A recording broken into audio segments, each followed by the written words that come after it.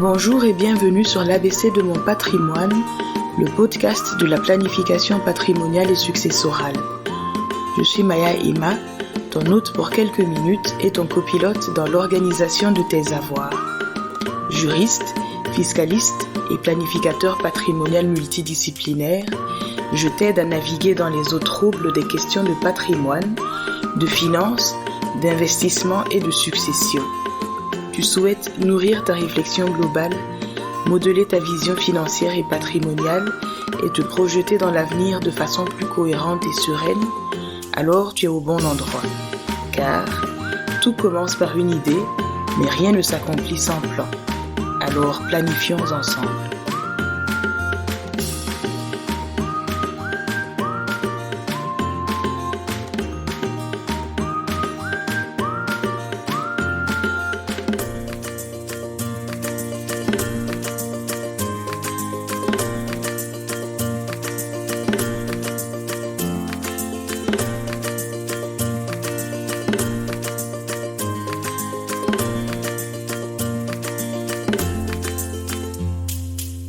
Commençons par un petit préambule. Merci aux auditeurs qui sont en Espagne. La plateforme d'hébergement de ce podcast me fournit régulièrement les statistiques d'écoute régionales et je suis agréablement surprise et très contente de savoir que depuis peu, il y a un intérêt pour le podcast L'ABC de mon patrimoine dans un pays non francophone. C'est super cool. Toi qui m'écoutes depuis l'Espagne, je veux en savoir plus sur toi. Es-tu expatrié, en vacances, en Erasmus? N'hésite pas à m'écrire et à me parler des sujets qui t'intéressent le plus. Dans la mesure du possible, je les prendrai en compte. Pour ce faire, tu as mon lien Calendly repris dans les notes de l'épisode, mes réseaux sociaux et bientôt un blog reprenant le texte de chaque épisode. Commençons maintenant l'épisode. La semaine dernière, nous avons parlé des banques et néobanques. Restons sur ce sujet pour parler aujourd'hui des banques, toujours, et de la protection de l'argent confié par les clients.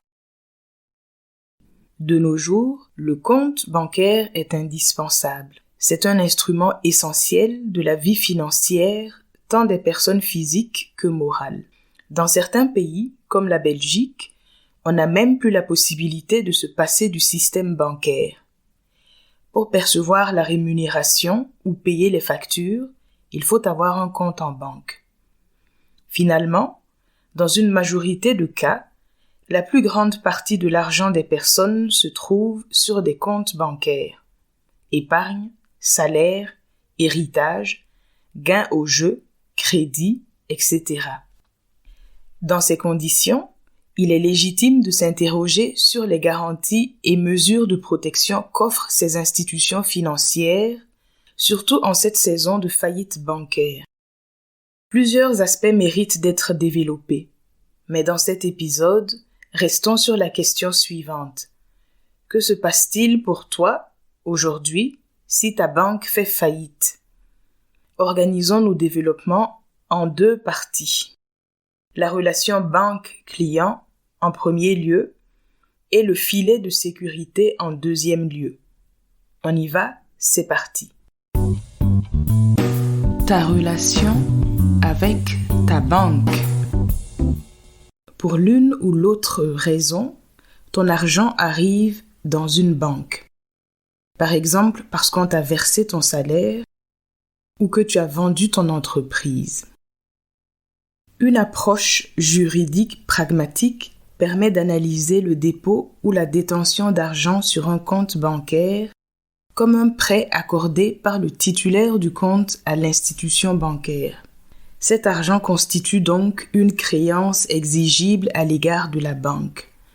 En clair, ta banque a une dette envers toi quand il y a de l'argent sur ton compte. Elle est autorisée à disposer librement de cet argent à la condition de t'en restituer l'équivalent quand tu en fais la demande, par exemple via un retrait ou un virement. Elle a donc une obligation de conservation et de restitution envers toi, éventuellement avec des intérêts. Tant qu'il y a de l'argent sur le compte, la banque est partiellement libérée de sa dette à chaque remboursement. Et à la clôture du compte, elle est totalement libérée en principe. C'est là le principe de fonctionnement de base, sachant qu'il existe une multitude de types de comptes bancaires avec des règles spécifiques comme les comptes à terme. En réalité, c'est toi le boss de ta banque et elle devrait te traiter comme tel, même si ton dépôt est modeste. C'est justement parce que d'autres personnes comme toi, boss de leur banque, ont décidé de retirer leur confiance vis-à-vis de la Silicon Valley Bank qu'en quelques heures, elle s'est effondrée.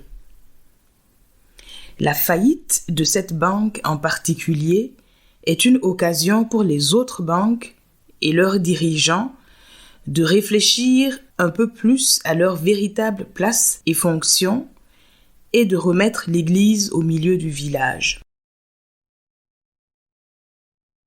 Petite digression pour parler des intérêts. Sais-tu pourquoi ta banque te paie des intérêts, notamment sur tes comptes d'épargne? Eh bien, il y a plusieurs raisons.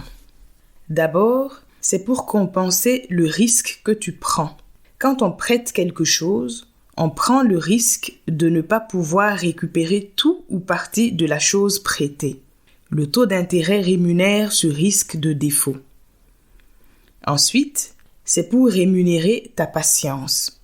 Quand tu prêtes de l'argent, tu te prives de la liberté de disposer de cet argent pendant un certain temps. Et en principe, plus cette privation est longue, plus le taux d'intérêt est élevé. Ainsi, les intérêts te sont payés pour cet effort. Puis, c'est parce que l'argent a un prix. Il faut en effet que l'opération soit rentable pour le prêteur. Sinon, pourquoi prêterait-il? Et enfin, c'est pour prendre en compte l'inflation. 1 euro aujourd'hui vaut plus qu'1 euro demain. 1000 francs aujourd'hui valent plus que 1000 francs demain. Pareil pour le dollar et les autres monnaies. C'est-à-dire que l'argent que tu percevras dans le futur aura toujours une valeur actuelle inférieure au même montant perçu aujourd'hui. L'intérêt vient donc réduire cette perte de pouvoir d'achat. Ainsi, tous ces facteurs combinés sont valorisés pour déterminer le montant de tes intérêts qui est toujours exprimé en pourcentage. La question des taux bas, voire négatifs, je la traiterai une autre fois. Revenons donc à notre interrogation de départ. Qu'advient-il de ton argent si la banque fait faillite? Le filet de sécurité. On l'a dit, comme tout débiteur, la banque a l'obligation de rembourser ses clients à temps et en heure. Dans des conditions normales de température et de pression, cela ne pose pas de problème particulier grâce à différents mécanismes internes à la banque et au système financier en général. Cela veut dire que quand tout va bien, tout va bien. Mais lorsqu'un grain de sable se glisse dans cette mécanique bien huilée, la machine se grippe et Deus ex machina. Cela peut aboutir à la faillite totale de l'institution financière, mais pas nécessairement. Pour les besoins de l'espèce, parlons d'un worst case que tu connais bien maintenant, la Silicon Valley Bank.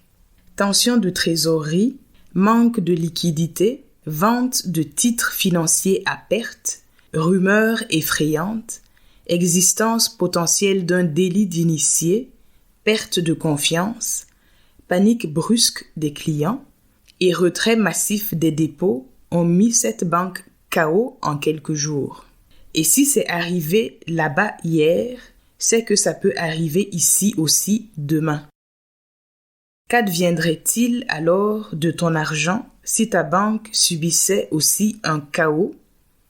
La réponse est « ça dépend ». Tout dépend du pays où se trouve ta banque et donc ton argent. tous les pays auraient dû tirer des leçons du passé, notamment de la crise financière de 2008, partie des subprimes américains pour toucher le monde entier. Malheureusement, à ce jour, seulement quelques-uns l'ont fait et pas toujours de manière satisfaisante. Bref, pour protéger les particuliers, mais aussi les entreprises, les associations, les fondations, les investisseurs, etc., pour assurer la stabilité financière du pays et garantir la sécurité des dépôts, des États ont mis en place des filets de sécurité. En général, le filet de sécurité principal consiste en la création d'un fonds de garantie ou de protection des dépôts bancaires. Je t'explique en quoi ça consiste de façon simplifiée. Des mesures légales ou réglementaires sont prises et l'État ou une haute autorité de régulation financière crée un organisme financier, généralement sous la forme d'un fonds. Puis, toutes les institutions financières concernées par la mesure légale, par exemple les banques, cotisent à ce fonds. La cotisation est obligatoire. Son montant est calculé en tenant compte notamment de la taille et du niveau de risque de l'institution bancaire. Lorsque l'une des banques affiliées fait faillite ou est mise en liquidation et n'est plus capable de rendre leurs sous aux clients, le fonds prend le relais relativement vite. En effet, en pareille situation, les parties prenantes sont nombreuses. Actionnaires, employés, déposants, créanciers, etc. Toutes ont des droits à faire valoir et il n'est jamais certain que la banque faillie pourra faire droit à toutes. C'est là qu'intervient le fonds de garantie ou de protection des dépôts, dont le but est de s'assurer que les clients de la banque récupèrent leur argent. Un autre but est d'envoyer un signal rassurant à tous pour encourager le recours aux banques. Il faut aussitôt noter que le montant garanti par le fonds est toujours plafonné. De la sorte, les déposants sont sûrs de récupérer quelque chose. Mais quoi? Aux États-Unis, la garantie de base est fixée à 250 000 $, environ 235 000 € par déposant et par institution bancaire. Appliqué au cas d'école de la Silicon Valley Bank, cela signifie qu'en principe, chaque client qui détenait 250 000 $ ou moins est assuré de récupérer la totalité de son argent, ce qui est pas mal. Mais quand on considère que c'est une banque dont le cœur de cible était des startups, qui levaient plusieurs millions de dollars de fonds, 250 000 $ semble relativement ridicule. Mais c'est assez pour aujourd'hui. Nous poursuivrons le traitement de cette question la prochaine fois en parlant de l'Union européenne, du Canada et de l'Afrique. Ça y est, cet épisode sur la planification patrimoniale et successorale touche à sa fin. Je te remercie pour la qualité de ton écoute, pour ce temps privilégié que nous passons ensemble et pour l'intérêt que tu portes à ce podcast. Des questions ou des suggestions, mes réseaux sociaux te sont grands ouverts. Besoin d'un conseil plus spécifique? Dans ce cas, n'hésite pas à prendre contact personnellement avec moi. Je t'invite aussi à me donner du courage et de la force en laissant 5 étoiles à l'ABC de mon patrimoine, en mettant des commentaires bienveillants et en recommandant ce podcast autour de toi pour le faire connaître. Convaincu que tu vas tirer du beau fruit de ce podcast, comme des idées, des outils ou des informations primordiales pour ton présent et ton futur, je t'invite à ne pas attendre pour mettre en place un plan d'action et entamer sa réalisation. Car, en matière de patrimoine, mieux vaut 20 ans trop tôt qu'une heure trop tard.